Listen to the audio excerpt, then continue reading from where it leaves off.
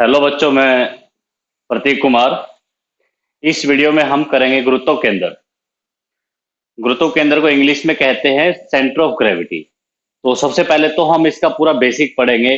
गुरुत्व केंद्र होता क्या है, इसका क्या प्रभाव पड़ता है, और जो हमारे पास अलग अलग फिगर होती है, जैसे आयत है, वर्ग है, अर्धवृत्त है, शंकु है, बेलन है, उनके गुरुत्व केंद्र का फॉर्मूला क्या होता है और गुरुत्व केंद्र निकाला कैसे जाता है। बच्चों, सबसे पहले तो मैं आप लोगों से एक निवेदन करूंगा। आप, यदि आप लोगों को ये वीडियो अच्छी लगती है तो ज्यादा से ज्यादा लाइक शेयर करो, ताकि हमारे जितने भी आईटीआई में पढ़ने वाले विद्यार्थी हैं, इन वीडियोस का निःशुल्क फायदा उठा के अपने एग्जाम की अच्छी तैयारी कर सके। ठीक है बच्चों, तो आज का हमारा टॉपिक है गुरुत्व केंद्र। गुरुत्व केंद्र होता क्या है, देखो मैं आपको बताना चाहूंगा। हमारे पास कोई भी बॉडी है, ये एक बॉडी है, ये हमने एक बॉडी ले ली, और जो बॉडी जो होती है वो हमेशा स्मॉल पार्टिकल से मिलकर बनती है।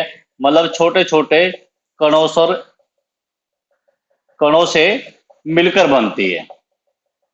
ठीक है बच्चों, और हमें पता है गुरुत्वाकर्षण बल की वजह से, ग्रेविटेशनल फोर्स की वजह से, जो हमारी अर्थ होती है, मतलब हमारी पृथ्वी जो होती है, वो प्रत्येक बॉडी को उसके द्रव्यमान की वजह से अपनी तरफ आकर्षित कर लेती है। ठीक है बच्चों, अब ये जितने भी कण हैं, ये कण भी समांतर बलों के द्वारा आकर्षित होंगे पृथ्वी की तरफ। ठीक है बच्चों, किसकी वजह से? गुरुत्वाकर्षण बल की वजह से। तो इस पूरी बॉडी में एक कण ऐसा होगा जहां पे इस पूरी बॉडी का मास, पूरी बॉडी का भार वो केंद्रित होगा। कहने का मतलब क्या है, मैं आपको जैसे एक आई सेक्शन बना के बता रहा हूं। ठीक है बच्चों, ये या फिर इसको हम ये कह सकते हैं कि ये हमारा एक आयत है। इस आयत में एक पॉइंट आपको ऐसा मिलेगा जहां पर इस पूरी वस्तु का भार जो है केंद्रित होगा। उस बिंदु को हम कहते हैं गुरुत्व केंद्र। मैं इसकी डेफिनेशन फिर से रिपीट कर रहा हूं। एक ऐसा बिंदु किसी बॉडी में, देखो जो बॉडी है हमारी, वो छोटे छोटे कणों से मिलकर बनती है। ठीक है बच्चों, तो उस पे एक कण या एक बिंदु ऐसा होता है हर एक बॉडी के अंदर, जिस कण पे उस बॉडी का सारा भार केंद्रित होता है, या ये भी कह सकते हैं जिस बिंदु पे कोई भी बॉडी संतुलित हो, उसको हम गुरुत्व केंद्र कहते हैं। ठीक है बच्चों, अब गुरुत्व केंद्र को आगे सीखने से पहले हम ये पढ़ेंगे कि संतुलन क्या होता है, क्योंकि मैंने आप लोगों को परिभाषा जो बताई है, वो ये परिभाषा दी है कि वो एक ऐसा बिंदु होता है जिसपे पूरी बॉडी का भार संतुलित होता है। ठीक है, तो संतुलन क्या होता है, कितने प्रकार का होता है, वो पढ़ेंगे बच्चों अभी। संतुलन का मतलब इक्विलिब्रियम। संतुलन, इक्विलिब्रियम। संतुलन क्या होता है, मैं आपको एक छोटा सा उदाहरण देता हूं। मेरे पास ये एक वस्तु पड़ी है, ये वस्तु पड़ी है मेरी एक्सतीज तल के ऊपर। इस वस्तु के मैंने चारों साइड, यानी कि दाएं बाएं ऊपर नीचे, अगर मैं बराबर बल लगा देता हूं, मतलब 50 न्यूटन का बल यहाँ पे है, 50 न्यूटन का बल यहाँ पे है, 50 न्यूटन का बल यहाँ पे है, 50 न्यूटन का बल यहाँ पे है, तो क्या ये बॉडी किसी डायरेक्शन में मूव करेगी, किसी दिशा में ये गति करेगी? बिल्कुल नहीं करेगी। जहां पे है वहीं पे रहेगी। इसको हम कहते हैं संतुलन। ठीक है बच्चों, संतुलन होता है तीन तरह का। कौन कौन सा? एक तो स्थाई स्थाई संतुलन, एक होता है अस्थाई संतुलन,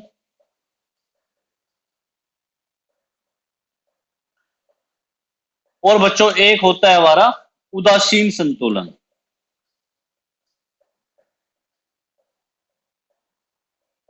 ठीक है, स्टेबल, अनस्टेबल, और इसको कहते हैं न्यूट्रल। स्थायी संतुलन क्या होता है, मैं आपको एक चित्र बना के समझाता हूं। ये एक शंकु है। ठीक है बच्चों, ये हमने बना लिया एक शंकु, एक कोन है ये। ये शंकु हमने एक एक्सटीज तल पे रखा हुआ है। ये मेरा शंकु है और ये जो है ये है एक्सटीज तल। अगर मैं इस शंकु पे थोड़ा सा बल लगा के या कुछ बल लगा के इसको थोड़ी सी दूर विस्थापित कर देता हूं, ठीक है बच्चों, तो जैसी इसकी स्थिति पहले थी इसकी स्थिति वैसे ही रहेगी। ठीक है, या फिर हम ये भी कह सकते हैं इसको हम जिस पोजीशन पे रखेंगे अगर इसको हम दूर विस्थापित भी कर देते हैं इसकी स्थिति ऐसी ही बनी रहेगी। ये है हमारा स्थायी संतुलन। अस्थायी संतुलन क्या होता है? अब वो शंकु एक्सटीज तल के ऊपर ऐसे खड़ा कर दिया मैंने, वही शंकु ऐसे खड़ा कर दिया।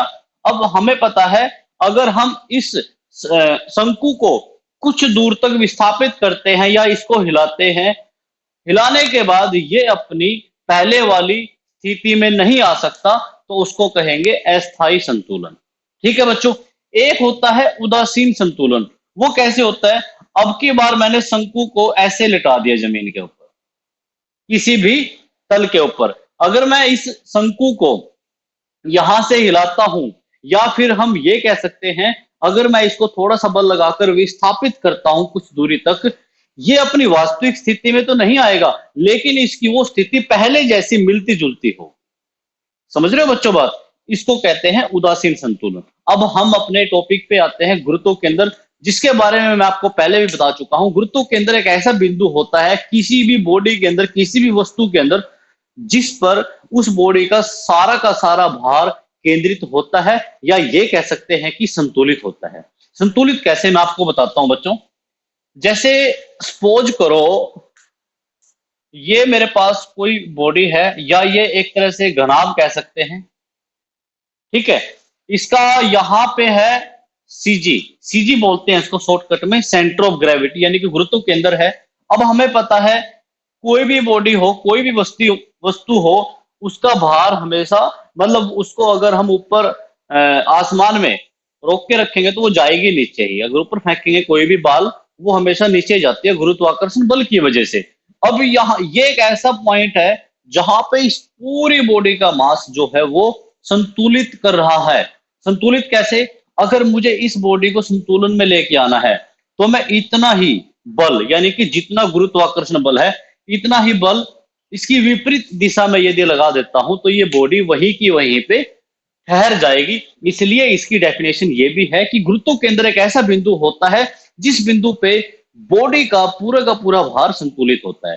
ठीक है बच्चों, अब हम अलग अलग तरह के फिगर के बारे में पढ़ते हैं कि उनका सीजी यानी कि गुरुत्व केंद्र कहां पे होता है। सबसे पहले बात करते हैं आयत की। आयत कह सकते हो आप, या फिर वर्ग भी कह सकते हो। ठीक है बच्चों, आयत क्या होता है? जिसके आमने सामने की भुजा बराबर हो। वर्ग जिसमें चारों भुजाएं बराबर हो। मैं पहले आयत का उदाहरण ले रहा हूं। ये आयत है और ये है मेरा वर्ग। ठीक है बच्चों, तो जहां पे इसके विकर्ण मिलते हैं, आयत हो या फिर वर्ग हो, जहां पे इनके विकर्ण मिलेंगे या इनके विकर्ण का जो इंटरसेक्शन पॉइंट होगा, इनके डायगोनल का कटाव बिंदु होगा, वहां पे इस चित्र का, इस फिगर का गुरुत्व केंद्र होगा। ठीक है बच्चों, ये तो हमने बात की है आयत और वर्ग की। अब बात करते हैं हम वृत्त की। वृत्त का जो गुरुत्व केंद्र है, देखो वृत्त हो या गोला हो, हमेशा उनका गुरुत्व केंद्र उनके केंद्र पर ही होता है, उनके सेंटर पर ही होता है। जैसे मैं बात करता हूं वृत्त, वृत्त में जो गुरुत्व केंद्र रहेगा वो उसके केंद्र पे ही रहेगा वृत्त के। ठीक है बच्चों, ऐसे ही यदि हम गोले की बात करें तो गोले का गुरुत्व केंद्र भी हमेशा उसके सेंटर पे जाके होगा। ठीक है बच्चों, आगे बात समझ में। उसके बाद त्रिभुज।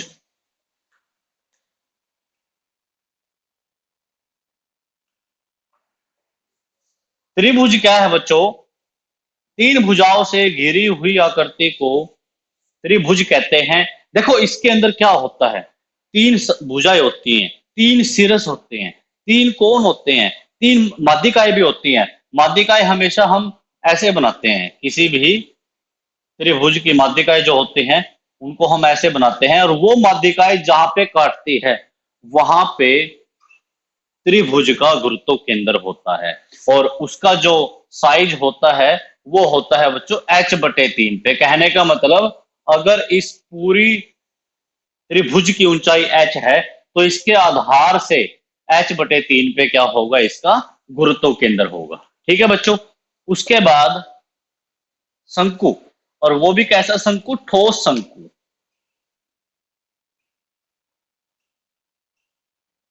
ठीक है बच्चों, कैसा शंकु, ठोस शंकु। शंकु जो होता है हमारा, उसकी हाइट हम मान लेते हैं h है, तो इसकी हाइट से h/4 पे, यानी कि इतनी दूरी पे, कहां से, आधार से, h/4 दूरी आधार से, वहां पे जो बिंदु होता है वो शंकु का गुरुत्व केंद्र होता है। कहने का मतलब ये वो बिंदु होगा जहां पे इस पूरे शंकु का भार जो है संतुलित होगा या फिर केंद्रित होगा। अगर हम बात करें बेलन की, बेलन का जो गुरुत्व केंद्र जो है वो बिल्कुल मिड पॉइंट होता है।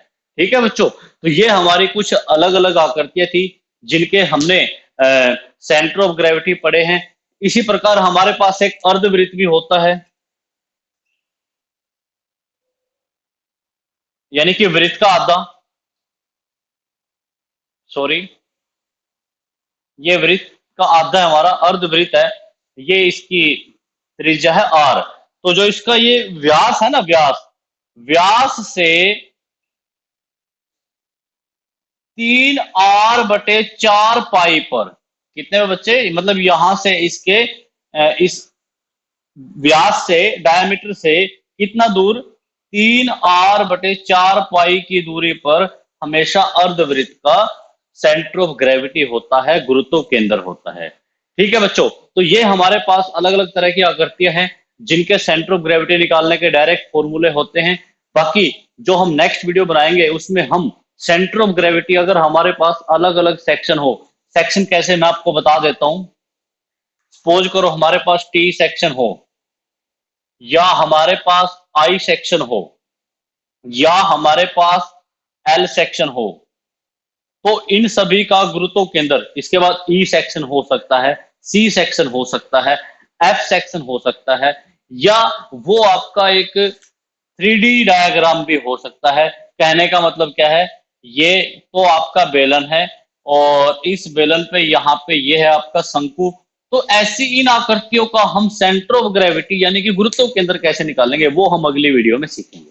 ठीक है बच्चों, तो मैं अपनी बात को रिपीट करना चाहूंगा, आप ज्यादा से ज्यादा बच्चे इन वीडियोज को, अगर आप लोगों को अच्छी लगती है तो ज्यादा से ज्यादा शेयर करो, लाइक करो, ताकि हमारे और भी जो विद्यार्थी हैं इन वीडियो को देखकर अपने एग्जाम की तैयारी कर सके। Thank you so much.